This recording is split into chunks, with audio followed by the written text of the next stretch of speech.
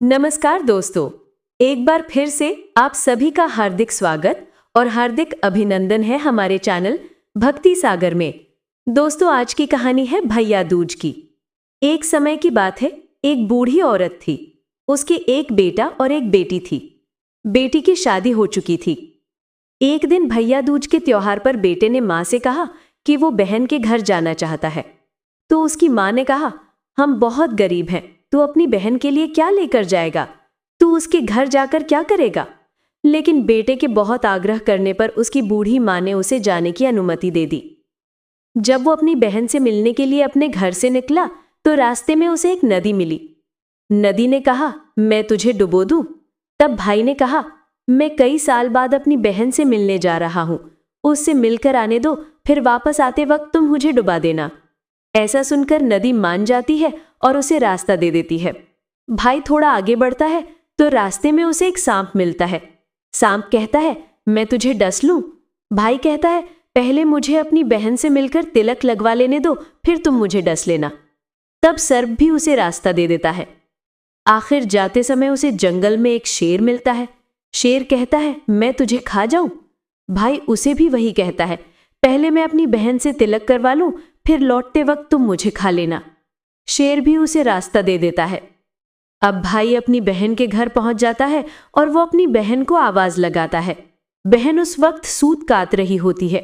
ऐसी मान्यता है कि यदि सूत काटते वक्त सूत बीच में टूट जाए तो जिस बहन का इकलौता भाई होता है वो जब तक सूत्र नहीं जोड़ती तब तक बोलती नहीं है। भाई की आवाज सुनकर जब बहन कोई जवाब नहीं देती तो उसका भाई घर के बाहर खड़ा सोचता है, मैं बहुत गरीब हूं, शायद इसलिए मेरी बहन मुझसे बात नहीं करना चाहती, मुझे यहां आना ही नहीं चाहिए था। ये सोचकर वो वापस जाने लगता है। इतने में बहन का सूत जुड़ जाता है। वो भाई को आवाज देती है और उसे बात न करने का कारण बताती है। फिर उसे प्यार से घर के अंदर ले जाती है। फिर जाकर अपनी पड़ोसन से पूछती है, कोई जान से भी प्यारा मेहमान आए तो क्या करना चाहिए? पड़ोसन मजाक में कह देती है, तेल से चौका लगाना चाहिए और धीमे चावल पकाने चाहिए। वो पड़ोसन का मजाक नहीं समझ पाती और ऐसा ही करती है। अब ना तो चौका सूखता है और ना ही चावल पकते हैं। इधर भाई को भूख लग रही होती है। वो बहन से कहता है, बहन भूख लगी है, खाना परोस। बहन कहती है, ना तो चौका सूख रहा है और ना ही चावल सीज रहे हैं। भाई पूछता है, तुमने कैसा चौका लगाया है और चावल कैसे चढ़ाए हैं? बहन कहती है, मैंने पड़ोसन से पूछा था कि जान से प्यारा मेहमान आए तो क्या करना चाहिए। उसने कहा था तेल का चौका लगाना चाहिए और धीमे चावल पकाने चाहिए। भाई बोला, अरे मेरी भोली बहन, क्या कभी तेल का चौका सूखता है और कभी धीमे चावल पकते हैं? तू ऐसा कर, पानी में चौका लगा और दूध में चावल पका। ऐसा करते ही चौका सूख जाता है और चावल भी पक जाते हैं। तब वो भाई को भोजन कराकर उसका तिलक करती है। अगले दिन भाई बोलता है, माँ अकेली है, अब मैं घर वापस जाऊंगा। अगले दिन बहन जल्दी उठकर गेहूं पीसती है, भाई के लिए लड्डू बनाती है और कुछ लड्डू बच्चों के लिए रखकर अपने भाई को विदा करती है। सुबह जब बच्चे उठते हैं और अपनी माँ से खाने के लिए कुछ मांगते हैं तो माँ उन्हें वही लड्डू दे देती है। वो देखती है कि लड्डू तो हरे रंग के हो गए हैं।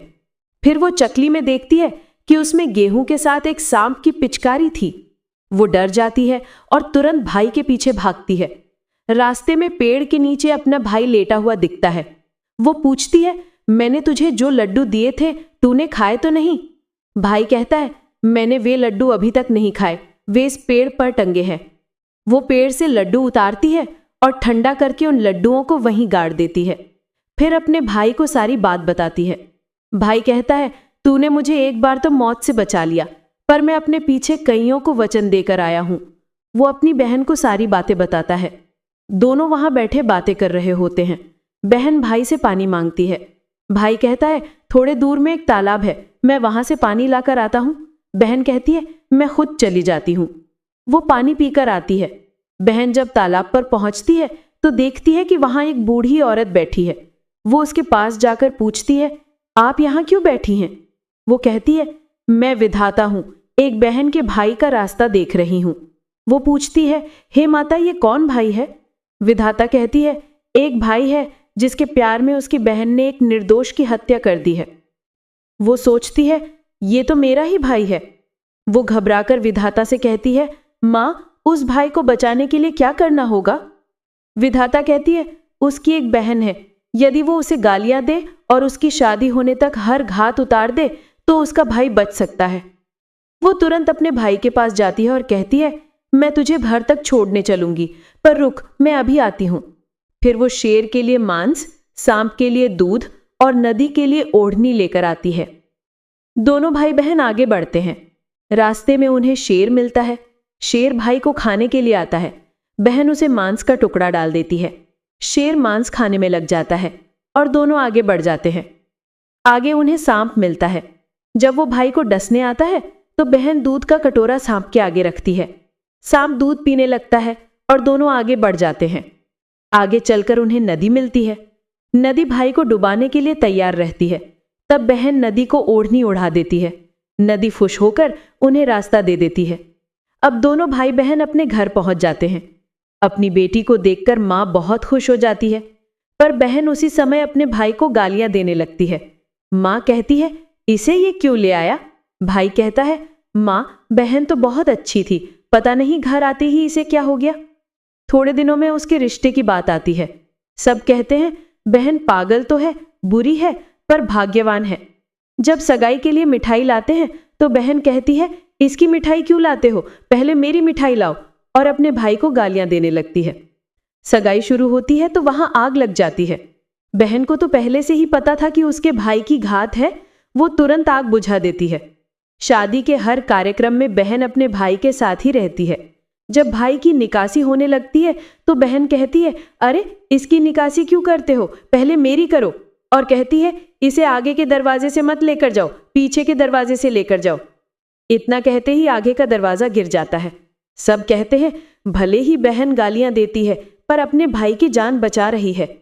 जब भाई मंडप में बैठता है तो बहन फिर उसे गालियां देने लगती है और कहती है, इसकी जगह मैं बैठूंगी।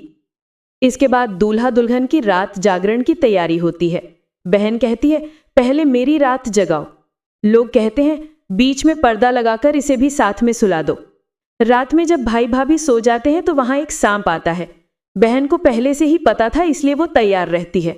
वो सांप को पकड़कर टोकरी में बंद कर देती है और सो जाती है। अब वो कई दिनों बाद निश्चिंत होकर सोती है।